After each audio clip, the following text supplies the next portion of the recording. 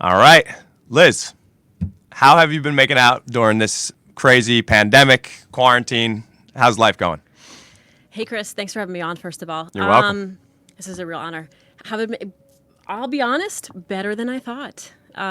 With this whole pandemic, didn't know what, no one knew what to expect. I think no one really prepared for it, but I just made a quick pivot and shift and have just continued to expand and grow my education while the pandemic continued, while I wasn't able to work with clients in person and shifted to the virtual online space. Got it. But it's been a ride, but I am also grateful for it because I think it's definitely pushed me. It pushed us all in different ways to get creative, get resourceful. Totally. And what did your business look like before the pandemic, and what does it look like now? So you shifted online, and was it exclusively online? Like, how did that all work for you the last couple months? Yeah, prior to COVID, in-person sessions, some small group training, and then when COVID happened, it was virtual classes. I was working with a studio to do virtual classes 4 times a week. I have a videographer friend that was like, hey, why don't we film some stuff to put out there for like an on-demand, downloadable workout set, which I did. That was a lot of fun. So that's posted on Vimeo. And I picked up more online, coaching clients. So while I'm still doing in-person, in homes, outdoor, while I don't have a space just yet, it's just added a lot of value, I think, to my services, what I have to offer for people. Wow. Okay. And so why don't we start with this too? So why don't you give everybody just like a breakdown of, how you started in the industry, what you do, and kind of what that all looks like. Sure. And how you got into fitness in the first place, Okay. right? Long story, but I'm trying to make a long story short. No, let's make it long. We got time. Okay, so I actually don't have an athletic background. I didn't play sports growing up, middle school, high school, had zero interest, honestly. I was the art student. Okay. So art and music, I was in the orchestra, did a little bit of theater stuff, like total art nerd. Now, you look very artsy, I have to say. I love it. I love the red hair, the tattoos. You're very artsy. I guess that just lives on, yeah. So art nerd, I went to school for fashion design. I went to Rhode Island School of Design. That's what I thought I wanted to do. Of course, who really knows what they want to do at 18? Nobody. Yeah. School was definitely a struggle. So I grew up in a small town, Pennsylvania. It's a town called York, PA. It's about 3 hours from where we are here in Jersey. And, it was great, sheltered lifestyle, but not exposed to a lot of things. And also kind of when you're good at something, you're like the big fish in the small pond, right? So when you go to, like, I went to RISD, and now it's like I'm with all these amazing art kids from all over the world in this space. And I just didn't find my footing. I didn't feel like I felt in. I was already a very introverted person to begin with. And I knew nobody going there. So it was definitely a challenge I was not prepared for, because it was like, okay, now you're in this whole other ballpark, and it's like you really have to step up your game. You're with all these other kids that are doing amazing things, and you kind of have like this, as we all do, imposter mindset, Sure. right? Mm-hmm. So I struggled through school, and I kind of took that struggle, internalized it, and turned it into what could I control in my life, and that was my weight. And my weight plummeted. So I really struggled through school with anorexia, bulimia, just a lot of abuse, negative body image. And, I graduated school being like 100 pounds, and I'm 5'7". Wow. So really coming from like a negative space with that. But, you're in a certain industry that kind of perpetuates that too. Like the fashion industry is what I was preparing to be in, and then eventually in after school. So I graduated school, went into the fashion industry, was in it for about 8 years, working for a company outside of Pennsylvania, Philadelphia, and then eventually in New York. But And during this, are you still dealing with the anorexia, the bulimia? You're still 100%. Like Okay. just not eating, and then purging the food and using laxatives, just totally destroying my body. Didn't really know that's what I was doing. I mean, you do have some suspicion, of course, when you're abusing yourself like that it's not healthy. But it's then how do you get out of that? Like you're kind of trapped in it. What is the perception when you're going through something like that in your own mind? What is your Like how are you viewing that? Do you Yeah. think that it's something that's are you viewing it as this is a normal thing or this is necessary? Like what is how does your mind actually process that? You start to see yourself as you start to identify as being the skinny girl. Like it almost became who I was. I'm this super skinny girl. Right. Actually, when I was in fashion, like for one semester, I did a job in New York City, an internship job, and like literally, I was the girl they like put the outfits on before they would send them down the runway. They're like, I was like that, and I was like a Right. hanger. So they're like, oh, let's try figure out the outfits on Liz, and then they put them on the runway girls. But what we kind of identify as like, oh, I'm this super skinny girl, and I have to kind of keep that way, right? Like this is just, it becomes a part of your brain, Right. right? And then you don't know how to get out of it either because you're so closed into this restrictive life of what you can and cannot do that you've created these rules for yourself. Right. So I couldn't do much of anything, socialization when you're trying to avoid eating becomes very limited. It becomes very weird too. You become like the weird person because you're not eating. It's, oh, I'm not hungry. I already ate. Hiding food, weird things. Right. Weird things that become habits. But anyway, where were we going? Yeah, sure. So when and also too, just for me to, because I always wanted to understand, eating disordered eating, a little bit more, right? So I'm trying to understand how the mind is working when you're in that state, right? Because now someone like you who is so far on the other end of it, right? Like you're strong, you're throwing weights around, right? And I want to get into that transition and how that worked for you. But while you're in that, when you look in the mirror, are you saying I need to lose more weight, I need to get skinnier, or is it just kind of like this is the norm and this is just who I am, this is what I do? Is that just a normal part of your process? Once you get skinny or whatever, you start to just try and want to maintain that. You like get kind of obsessed with how your clothes fit or being certain sizes or hitting a certain number on the scale, seeing that number on the scale either stay the same or drop. I became obsessed with like certain markers in my, like I like to see my hip bones, and if they weren't there that day, kind of throws off your mindset, or you're going to walk extra that day, you're going to eat less, and you just kind of, your day becomes obsessive with what you're putting in your body and then how you're moving, and nothing else takes priority. It's like that's your priority, Right. which really is fucked up. Yeah. And it definitely takes a toll on not only your body but your relationships too. Right. How so? I feel like I did not make many relationships in college and post, just because you're so, like I said, restricted and limited in what you do socially, but also how you think. Right. Yeah. Okay. Got it. So then you're in the fashion industry, and we were talking about how you made your way into fitness. So move on from there. I'm in the fashion industry. I was working in New York City for several different companies, freelancing. Toxic environments, it's how hard can you work, how late can you stay, constant deadlines, how often can you skip lunch? Like it's not just, it's everybody Right. doing it in that design area. It's just kind of like a badge of honor, know? Right. And I was still living in Jersey, so it's a back and forth, very difficult lifestyle because you're taking the train up to New York City. You don't know when you're going to get home. You got to deal with the commute. You got to deal with the stress of the deadlines, the bullshit, the Right. corporate bullshit. It was just, I knew, I was like, how can I do this forever? Like I would get on that train and be like, fuck, is this my life for the next 20 years? I don't think I could do it. So there came a point where one freelance job ended, and I was just like, you know what? I just need a break. Mm-hmm. And it was around a holiday time. I got a job at Lululemon. Okay.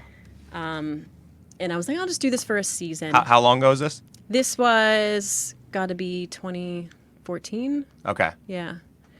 And to that point, fitness for me was a way to control my weight, right? So when I'm in school, I can limit how much I eat. I can go to the gym. But when you're in the real world, you don't have as much free time, and you have like real world responsibilities. So it becomes a little bit harder. Mm-hmm. But I was obsessed with, of course, cardio. Okay. I remember getting to the gym at 5 a.m. on the dot so I could get my cardio in and then run home, shower, get the train, get to the city, You must miss that like crazy. I can't believe I did it. Right. And then on the weekends, it's like double classes, like back to back. It's just like an obsessive destructive path, but you don't really realize it at that time until someone educates you, right? Right. Totally. Not having and taking double classes, but being like, why do I still not look the way I want to look? You know, and I didn't realize what I had to do until Right. much later. So I'm sorry, I lost my train of thought. No, it's okay. So you were saying that you were doing cardio, and so now you're living in Jersey. You were hating the commute. You had a little bit of a break. So now you're focused on fitness, and you're doing double sessions and whatnot. So then, how did that lead you into, changing your training and then also getting into the industry? Yeah. So I had this job at Lululemon, which is Right. awesome retail place to work if you need like a retail job. They're super like life work balance. They kind of expose me to, self growth. Okay. How so? Like programs and stuff like that, or just management? They do actually put a lot of stock into growing their people. Okay. You have team events. They send you to self growth events if you're with a company long enough. They want to see you goal setting. Like Got it's it. because they're at fitness. Lululemon is fitness based, so it's all about like the goal setting. But they want you to do that too within your own life. Right. And it's a great exposure to all the other local fitness people because they want you to go take classes. They want you to socialize. They want you to be friendly with all these people. They want you to wear the clothes while you're out. And that's really how I got to know so many people in this local area too in the fitness industry. But it also, expanded my mind. I got to try all these different types of workouts I never would have tried before. So of course it's like trying everything at first. Right. Absolutely everything from CrossFit to Megaformer, yoga, like anything I could possibly take because they want you to take it. They reimburse you. It's a great Oh wow. Okay. trade-off. Yeah. For Totally. working there. And And are you still dealing with the eating disorder at this point? well, no, kind of prior to when. Well, yes, I guess. Prior to this, though, I did start working with a trainer who introduced me to strength training. Okay. I'd walk by in the gym. I'd walk by all the machines. Don't know how to use them. Totally intimidating. No, thank you. I don't know what to do. Right. I'll just go over there to the stair mill. But he introduced me to the machines and then eventually to, dumbbells, barbell, and it started to change my body in ways that I was like, whoa, this is what I wanted that I thought I could get by starving, Right. Sure. So I started to feel better, started to look more how I wanted to look with like, some curves. And then it was like, okay, well, how do I eat so I can have the energy to do this and also get more results? So it was just, I was so curious. I remember when I would go to sessions with this trainer, I would come with like a little notepad full of questions for him. And I'd write all these questions and try to ask him during my session about everything from like nutrition to the training. And I was probably like the most annoying client ever because he'd be like, just shut up and do the work. No, that's like an ideal client. What are you talking about? It is, but I also kind of feel like he was like, let's just do what we're. Yeah. I don't think he had as much patience for that. But yeah, I just got so hungry for more knowledge, and I liked how my body was changing. People noticed the transformation and the change, and they're like, "What are you doing?" Like, even now, I have people reach out on social media that will find me from like high school or college, and they're like, "What the fuck? Like, what happened to you?" Because Right. I was so skinny. Wow. And such a different person, and fitness really totally transformed me inside and out. Wow. And so was that transition for you from, skinny, dealing with the anorexia, the bulimia, was that just the introductory to strength work and seeing your body change? Was that what did it for you? What kind of broke you out of that cycle? Or was there other work that you had to do? Or was that really like the thing that sparked you to start heading in the other direction, in a healthier direction? I think it definitely catapulted. Also getting out of the fashion industry, that environment, having more time for work-life balance, self-care, like I was exposed to at Lululemon, and being like, no, this is okay. It's okay to take time for yourself. Like you should be doing self-care things. Focus on you. Yeah, Right. where almost before it was like selfish to do things that took time for me. That's what I felt. Right. That's not. It's a it's a mindset. Right. That you have to change. That's a good point that I want to expand on for a second, because, and I'm sure you deal with this too, right? How many people, will come to me or come to you or any trainer and say that, I don't have the time to focus on myself because of work or because of the kids or and they think that they're actually being selfish by taking advantage of, hiring a trainer or whatever, or spending time on themselves. But in reality, it's one of the most selfless things that you can actually do, because now if you are developing yourself physically, mentally, you're spending that time to develop as a human being, now you could be a better father, a better husband, wife, mother, sister, brother, whatever, right? Because now you are in a much stronger, healthier mindset, and you feel better, you have more confidence, you have more energy, you have more desire to do things. So in reality, you're opening up so many other doors to get better. That's going to help you become better in your personal life with your relationships and all that stuff. And I think that it's important to expand on that. Like you just said, you thought that you were being selfish by focusing on yourself. And so you were working around the clock, and you were, you had this unhealthy relationship and mindset when it came to food, that it led to you, going down this unhealthy hole, right? So I just wanted to expand on that, because I think that's a really important point for people to understand. People that are listening to this that might be saying to themselves, I don't have the time to work out. I don't have the time to meal prep. I don't have the time because I need to be there for my kids or my wife. If you want to really be there, then you have to focus on this. It's a priority. It's a necessity, right? 100%. I mean, I think somebody else said on one of your podcasts that what you schedule gets done, right? You have to put it into your schedule, write it down, so you can cross it off your list. You have to make it just as important as everything else that you put in your schedule. I think my parental upbringing, my parents are very hardworking, and I think that's just something that I didn't see them do a lot of self-care when I was younger. And I think just because they had 3 kids and, they're trying to support the family and get shit together, keep things afloat. But I think that I took that a little too far, you know? Well, I think it was also a different generation too. Yeah. Like, I know my parents weren't going to the gym, and their parents definitely weren't. So it's funny how, I think we're so connected now, and we're probably busier now, like, even though, the family responsibilities haven't changed, right? But it's like you have these other responsibilities with work and all these things. So, I think that as we have evolved now, our generation is so much more, conscious of this stuff. But it's like, it wasn't the norm back then. Fitness, it wasn't even like a known thing. But now it's like we know the science, we know the developmental stuff that occurs when you take care of yourself physically. But then some people just don't make the time to do it and structure it. Yeah, I think you're 100% right. And generationally, we have more. I feel like we have a little bit more freedom and choice now. Like, right.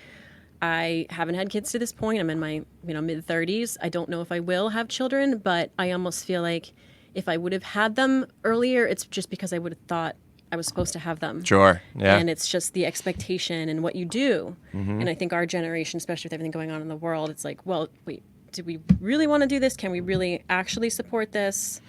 Or is this just something that everyone else is telling us we need to do? Right. Doing it because it's just a norm. Yeah. Right. And I feel like I gave myself a great gift by at least delaying that for now, because I was able to develop myself and go into that self-growth. And I don't know, whether someone thinks that's selfish that has kids. I don't know, maybe. But I think I'm a better person in the world right now, being able to know myself better than I would have been, like, having kids 8 years ago and being like, oh, I don't, because I went through this whole self-growth journey. Mm-hmm. I'm a completely different person today than I was 5 or 10 years ago. We all are. Right. But my pictures will tell a huge story around that, Yeah. I don't think that's selfish at all. I think that's amazing. And it allows you to give back to the world and share this story now and impact the lives of other people as well. So, okay, so now let's keep going here. So you started working with a trainer, you started changing physically, you started changing mentally, emotionally. These things started to change for you. So then talk to me about how you got into the actual industry and making this into a career. Yeah, so I decided at a point that I won't be going back to fashion design. Mm-hmm. At Lulu, and it just doesn't feel right to go back into that rat race. And I was so much happier. It's like a year into you Lululemon, or Yeah, I mean, it probably the first 6 months okay. or first 3 months, because I only So you knew I quickly. intended to do a holiday season just Yeah. as like a carryover, and then get back into finding recruiters to find me another job back in the city. And I was like, you know what, I've changed so much. This has really changed who I am inside and out, and I think I want to learn more about this. Why don't I get a certification? And I really, what I wanted to do was give back to women, especially to coming from where I did with the body image struggles, and seeing so many other women with it too, and being like, no, I kind of marched to my own drum, the beat of my own drum, right? Now I'm muscular, I'm pretty fit, I'm 180 difference from what I was before. But I think women especially are hesitant to go down that path. Right. And they think, you just do certain things to get certain results. And I wanted to give back to other women especially, and teach them, no, there's more that you're capable of that you should explore. And if you want a certain, I don't know, for me it was like how I looked and how I felt is really what I wanted to work on. And I did, but it went so much deeper than that. And that's what I wanted to help other women with. So I got my first NASM, NASM certification. Then I started getting like a Megaformer certification. I taught that for 2 years, and it was just like, give me more. What else can I do? And I got my first gym job, and it just snowballed. I don't know. Wow. But I'm one of these people that's like a sponge. Like I just always, I get myself involved in too much. You know what I mean? Like I have a year planned out. What else do I want to study? How much is it going to cost? When can I do it? Right. You know what I mean? Mm-hmm. Totally. I guess I do the same thing, and I actually had to take a step back because I was reading too many books. I was doing too much, where I was learning so much that I was overwhelming myself, and I still do that. I'll have to catch myself doing it. It's like, all right, motherfucker, slow down. You have to, because you could just now you're just reading and studying and doing all this stuff all day, which is great, but you also need to Focus. Focus on. For me, at least, what I've learned too is that if I try, like, I think that it's important to take different opinions from different people and different studies from different people that you respect. But then even if they're conflicting opinions, and then just put your own, okay, what do I really feel about this? Because this person's saying this, but this person's saying something completely on the opposite side of the spectrum.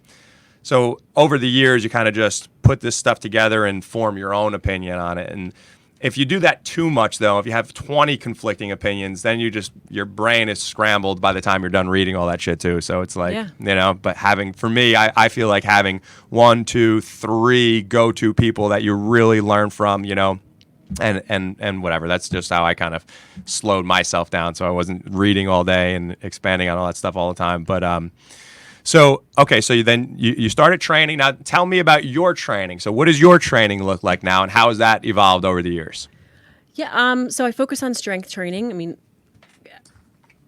work primarily with women that are newer, maybe haven't had a fitness journey or... Well, I mean, for you personally. Oh, for me personally. Right now, I change trainers. I kind of realized at some point that, when you start with somebody and they expand your world, it's amazing, but maybe that's not where you want to continue to end up or go. So I think I grew past that. And now I have another trainer who's really been getting me into, more heavier strength training. He's having me PR, working on building up my strength a lot with my squats and my deadlifts. Right. And So this is a great point. You are a trainer, and you're working with other trainers. Oh, yeah. You have coaches. Super important point, right? Because some people listening to this might say, why the hell, if you're a trainer, why would you hire a trainer? Well, it's because you're busy training other people, right? You don't want to focus on what you have to do. So that's fantastic. 100%. I mean, I'm learning from him. It makes sure, again, like it's in my schedule. I get it done. If otherwise it would be last priority and maybe not happen. Even though we love to do this, it's just we put everybody else first too with what we do. Right. It gets me to try other things, learn from his approach and his technique. He's awesome. His name is Cam Plant Beast on Instagram. You should talk to him too. Okay. But yeah, I see him twice a week, and it's been great. So Awesome. Okay, so now you're getting more into the powerlifting side of things. I mean, we're not powerlifting, but Okay, more it's like power definitely building. heavier. Yeah, power building more than I've ever done. Got it. Yeah. Got it. Okay. And how many days a week you training? Oh, 2 with him, and then I do my own cardio Got on it. the side. So you do 2 strength days a week or more? Yeah. Or okay, so two Yep. two a week. Then how many days a week you doing cardio? 2 to 3. Got I it. mean, 3. Let's say 3 strength training because I usually do one on my own. Got it. Yeah. Got it. Okay. How do you split that up normally? How do I split? So I have he has me doing a heavier day on Monday. Upper body, full body, lower body? He has me doing squats, deadlifts Monday. We do some kettlebell work, and then the second day is lighter weight, but more upper body too. Got it. And then I'll do my cardio days in between, and then on the weekend I'll throw another strength day in there. Got it. For like the accessory stuff. Got it. And how has that changed for you over the years? Like when you first started clanging and banging to now, how has that When I first changed? started, it was like all the time I want to be in the gym every day, doing like no strategy, right? Because you don't really know yet what you don't know. And then later you learn that there's a strategy to this if you want to get certain results, and you need to rest and recover. And that's what we struggle with. Not we struggle, but we have to teach people that they need just as much rest and recovery. It's just as important, if not more important, than the actual work they're putting in. I think so important now because these days, with what people see on Instagram and on YouTube, they always want to do everything under the sun and they want to beat themselves into oblivion every day. They want to roll around in a puddle of sweat and all that, which is, hey, respect, right? But at the end of the day, you got to back the fuck off if you actually want to see progress because you're just going to fry yourself out. And I think that's a message that I've been trying to spread for a while now because we'll get clients sometimes that are like, oh, I want to do more. I want to do this. Like, dude, take it easy. Take a step back. Do you want to see results or do you want to just get tired? Because there's a huge difference here. Yeah, and you've also talked about this on your podcast about it's managing stress, the cortisol response, getting your full recovery, taking days off, doing active rest days, managing your nutrition, like managing your sleep. It all ties in, and I think that's not what people see on social media. They see the sexy part of like throwing weights around and looking great, whatever. But there's so much more that's behind the scenes that goes into it all. Totally. Okay, so what about your nutrition these days? What's that looking like? Yeah. My own nutrition? Your own. Yeah, I mean, I keep it clean. I eat protein every meal. I mean, I come from that Dolce diet background. Love Mike Dolce. We took the weight cut seminar or the weight cut course together during this quarantine. Yeah, I haven't done too much weight cutting, but me neither. A lot of weight gaining muscle. for me. Yeah, but yeah, clean. Protein in every meal. I don't restrict. I don't cut anything completely out. I don't do any keto or paleo. It's just more common sense. Yeah, simple. Yeah. Do you count macros or anything like that, or you just keep it simple? I have in the past, but right now I'm not in a phase where I want to count macros. Yeah, or need to. Got it. Yeah. Got it. Okay. So now, so you got all these certifications, right? You were training people. What does your business look like now? How are you working with people? What are the things that you're doing? So I do primarily personal training, one-to-one. I've been doing, because of COVID, a lot of in-homes, outdoor and parks. We just get it done. We get resourceful, whatever we can. I will be in a gym space soon. That hasn't been announced yet, but it is coming. I will have a home-based gym soon. And I do virtual classes. I do virtual coaching, a little bit everything, I'm sure, as you do. Got it. Yeah. And then I just launched into, we were talking about recovery and wellness.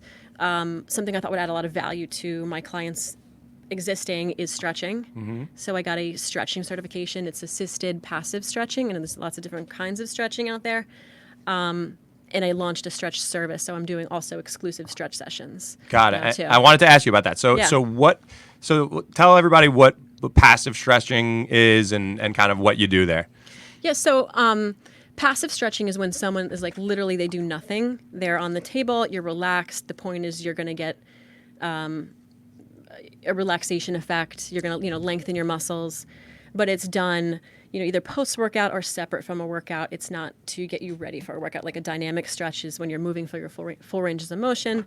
Here, you're literally doing no work. And while I love, like yoga, I think there's so many benefits to yoga.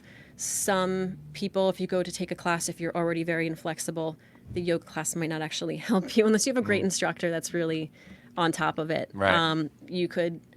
It's difficult to get into things, or maybe you're stressing. You're stressing your upper body to be able to reach your feet or something. It's like you're moving your tension around almost. Right. When you're in passive stretches, you're just completely relaxed. I'm doing the work for you, and we're holding stretches, lengthening the muscle, getting that relaxation effect, aligning the body, making you feel tranquil, increasing your mobility. Got it. All that. And how long do you hold each stretch for? About 30 seconds. About 30 seconds each. Okay. And is this like a 60-minute torture session, or what is that look 60 minutes. Hopefully not torture. I want you to leave like? Are feeling. people tapping out and screaming and crying and shit? Or No, I don't want to push anybody to the point of Okay. pain. Just a point of getting that stretch, maybe a tiny bit of discomfort, but not much. Okay. I want people to leave feeling tranquil, like they had a wellness experience. They feel better. They feel looser.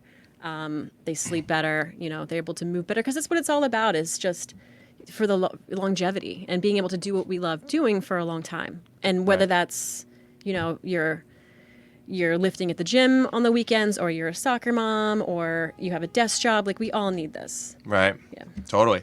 What are some of the most problematic areas that you find? Hip flexors, psoas, people that sit all the time. Yeah. You're shortened here. Okay. So getting into that hip flexor is like people just melt in that one. Shoulders, I deal with it too. A lot of the upper body tension, tightness, and the forward rounding that we all get from sitting and working in front of our bodies all the time. Right.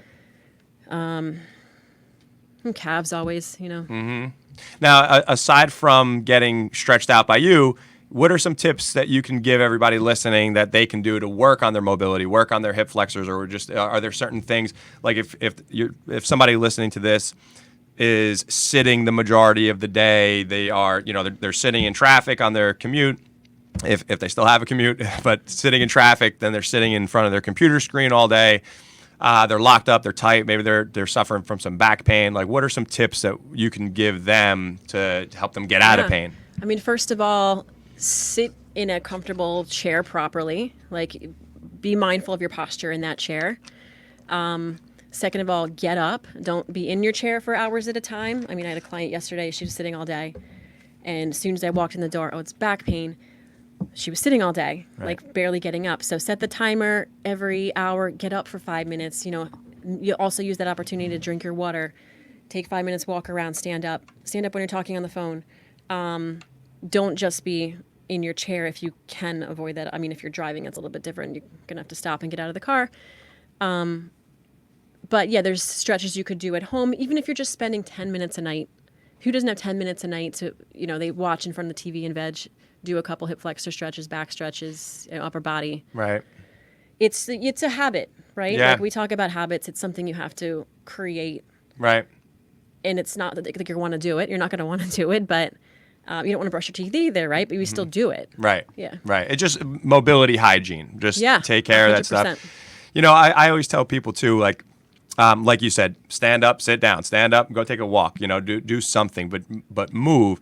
But even if you could just work in some basic stretches while you're sitting at your desk, like you could just do like a rolling piriformis stretch, or even if you could take a second to do a couch stretch or whatever. But taking it doesn't have to be a 30-minute ordeal. It could be 3 minutes. It could be 2 minutes. Just address the issue though. This way you're not in screaming pain all day. I think that's the big thing here is like, yeah, we could say we don't feel like doing it, but at the end of the day, is it worth not doing that and being in pain for the majority, 24 hours, you're in back pain or your shoulders are jacked up, because of poor posture and you're sitting like this all day, right?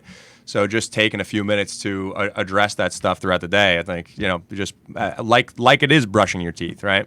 Right. And it's going to keep you doing the things you want to do longer, right? Yeah. 'Cause, if we start complaining about this pain, that pain, and we do nothing about it, it's not going to make itself better. Right. Right. You have to actually take the actions that align with the results we want, right? Right. Yeah. So now you have really transformed your life. And if you know my story, I've come from a place of, drug addiction in my family and being someone who is really shy and quiet, and always doubted myself, and Same, through these struggles that I've faced, and fitness is one of the biggest things, or is the thing that really it led to me changing my entire life on many different levels, right? As it seems like it has for you too. There's people listening right now that they're at that point right now where they want to change, right? Like where you were, where I was. They're there now listening to this. If you had to give them some advice to break through, right? To come out the other side, because the other side is possible, right? Like you're living proof of that. And I want everybody to understand that change is totally possible.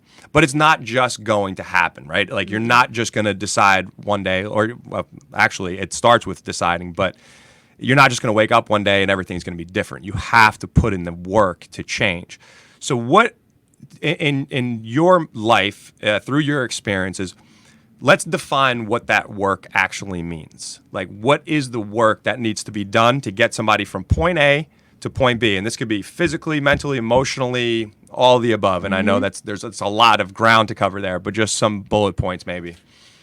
I think first step is a willingness to want to learn, to want to change, of course, right? And to approach it with patience and approach it with an open mind, right? Because you don't know what you don't know, and you also can't learn it if you don't open your mind. And if you just think one way is the way, or what you read on a magazine or saw some celebrity news. Like you have to open your mind to what you don't know. Second of all, get a coach. I know you talk about coaches. I've got a fitness coach, trainer. I have a business coach. I know you do. Like it's all about finding the right people to put in your space that are going to lead you in the right direction. That have the best intentions for you.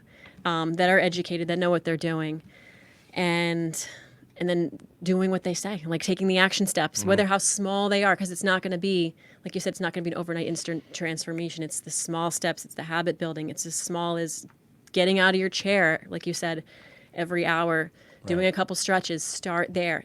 Is it going to change your body overnight? No. But is it going to make you feel better and you're going to want more of that? Absolutely. And it all compounds. Right. And just stacking those wins. The value of having a coach, I preach this all the time, because it's the first thing, like, because that's an investment, right? It's an investment in yourself, whether it be for fitness or whether it be for your business, but your life in general. Like, investing in a coach that could take you from point A to point B is one of the most life-changing things that you can do, because we're time collapsing now. It might, if you do it on your own, maybe you could do it, but it might take you 10 years or 20 years, because you're going to progress, you're going to fail, you're going to learn, you're going to go through all this. And now you'll go through those trials even with a coach, right? You're going to have successes and failures, but the time it's going to take you to get to that point B is going to be way less than if you're trying to do it on your own, because the person that's helping you, assuming you have a good coach, right? The person that's helping you has been there before. They've done it. They've had their share of losses. They learned the hard way. Odds are they have coaches too. So making that investment is time collapsing. Making that investment is also giving you peace of mind. It's giving you structure. It's giving you guidance. It's giving you everything that you're going to need.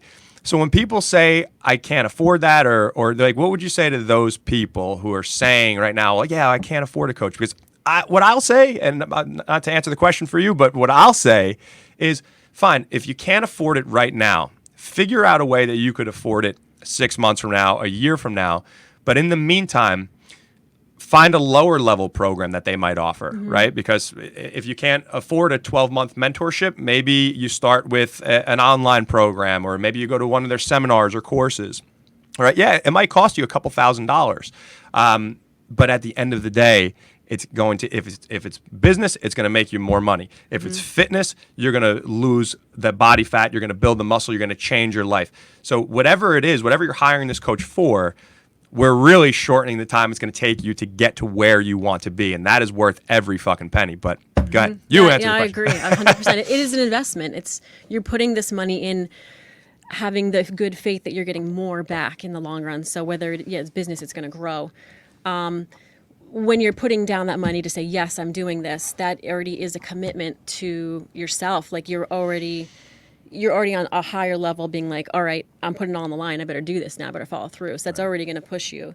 I made big investments. My first business coach was like $5K, which was a huge amount of money. I was like, oh, I guess I'm doing this. It was a bad time in my own life, my husband's life. He was like not working to do it, but we were like, let's do it anyway because it was a scary thing, but it paid off, so much, and I made all the money back and more. There's never going to be a right time to do it. You're right, absolutely. There's never going to be a right time to do it.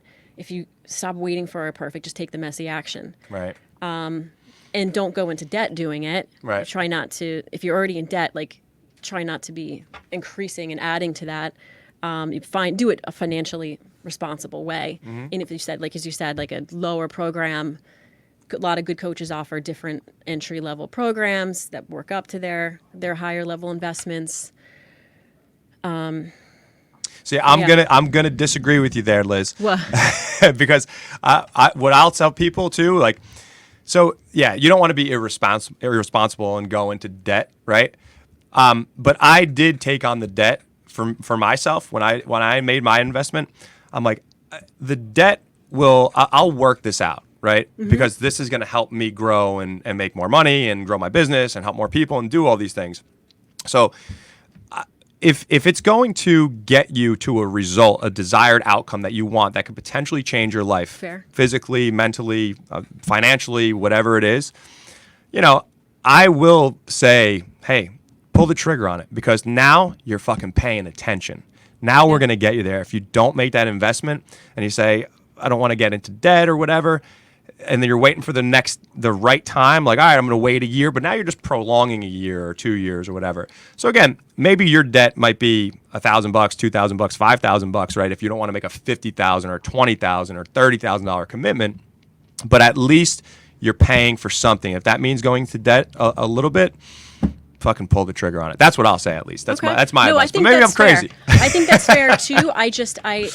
I've been through and seen other coaches in the space that are like, get them to sign up for the other credit card. Who cares? Get them to max out their credit card. Right. Like, that's not me being a good person to right. them and being like, yeah, max out your credit card. It's cool.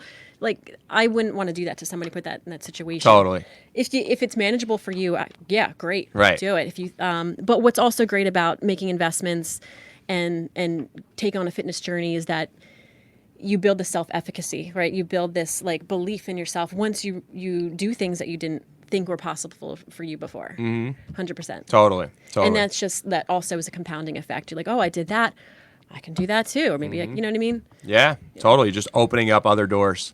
So we talked about having a coach now for a minute. So some of your bullet points to help people transform. Don't expect it to be overnight, you said. Hire a coach. Any other nuggets in there? Any other things you want to give? Consistency, patience. Yeah. It is a journey, and it doesn't always go in one direction. There's, highs and lows throughout it, mentally, physically. Sometimes you have to go backwards to go forwards. Totally. And are there any specifics when we're talking about people who may be dealing with disordered eating? What could they do outside of some of the stuff we just talked about, if anything? Well, I can't say I'm a specialist in. I mean, I've experienced it. Well, yeah. What worked for you, at least? Having a supportive partner and family that wanted the best for me, that didn't, they were critical but supportive. Okay. You know what I'm saying? Like, they knew what wouldn't work.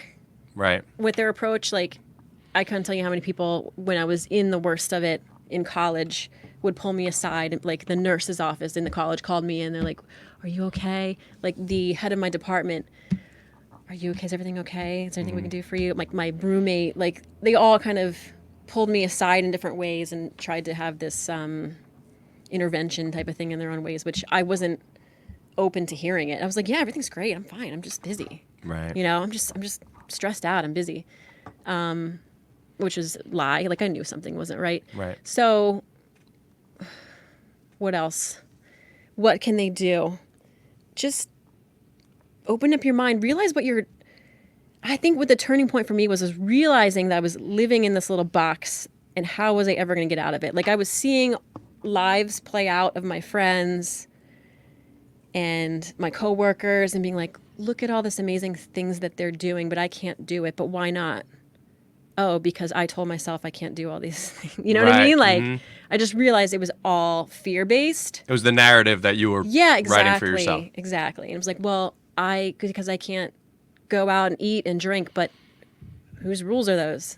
Those are mine. Why? Because I think I'm going to get fat. You know?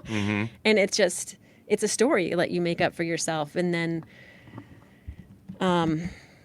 having that trust in other people that you admire, that you are a coach, or just trying to explore it and realize that it's greater than just you. Right. Yeah, and realizing that you can change that narrative, right? Yeah. Like realizing that just because this is who you once were or this is who you currently are doesn't mean this is who you always have to be. And I think that everybody has the potential in them. I think that we all have greatness living inside of us. We have this thing, this gift that we could give back to the world. And that looks different for every single one of us. And a lot of times we hold that back from the world. We hold that back from ourselves because of fear. Hey, it's fear of success, fear of failure, right? Fear of criticism. Like getting on this show and having this discussion, like this is something I've never would have done maybe 12, 15 years ago. Like it's something that, or even less than that probably, right? But because you're back then, you're focused on what are people going to think about me? What are they going to say about me? Now it's like, I don't give a shit what anybody says, but that's because it took time to develop that, right? I had to change the narrative. I had to change who I told myself that I was or that I had the potential to become, right? Yeah. And I think that if you're listening to this and you're in a place right now, like you could see that transformation, change is totally possible, but you have to fucking believe it. You have to believe it for yourself. You have to start to do. And then once you believe, once you decide to change, then you could start laying down the foundation and building putting those building blocks down to create that foundation of the life that you actually want to create for yourself. And look, this is my transformation has been, I don't know, a lifelong process, but at least, shit, I'm 33 now, 15 years, 16 years, 17, whatever in the making. But it's a journey, right? And I know that the person I want to be 5 years from now is very different from who I am right now, right? And always seeking growth. And I think that most people don't have that growth mindset. They have this scarcity mindset, this fear-based mindset. I don't want to invest. I don't want to put myself out there. I don't want to do this. I can't do this. I can't do that. And you lie to yourself. And that narrative is very different that you have for yourself than what you actually want it to look like. So in order to change, you have to decide first that, okay, now is the time. And it's not going to be a year from, it's going to be right now. I decide I'm going to take that first fucking step. 100%. Yeah. That's the real glow up. That's the real glow up. Totally. Liz, this has been great. I've really enjoyed talking to you. Where could everybody find you if they want to work with you? I know that you're on Instagram, so tell everybody where you're at, how they could get a hold of you. Yeah, thank you. I'm on Instagram at RedBankRed. Why do they call you that? Why? Well, if you're watching this, there's an obvious reason, plus where I live. Funny, that actually came from a fantasy football league. It was a fantasy football league team name that it came up with. Oh, get out of here. The one time that I did fantasy football. And it just lived on. So Red Bank Red on Instagram. On Facebook, you could find me at Do Bodywork Fitness. That's a business page. LinkedIn, Elizabeth Murphy. My website is dobodyworkfitness.com. Got it. And, I'm at ChillRx Cryotherapy in Red Bank for assisted stretching. All right. Well, guys, make sure that you head over, check Liz out, give her a follow, give her a shout if you want her help in any of the areas that she can help you in. And that's it. That's all she wrote. Thank you for Thank you. joining me today, Liz. I really appreciate it. Thank you. All right.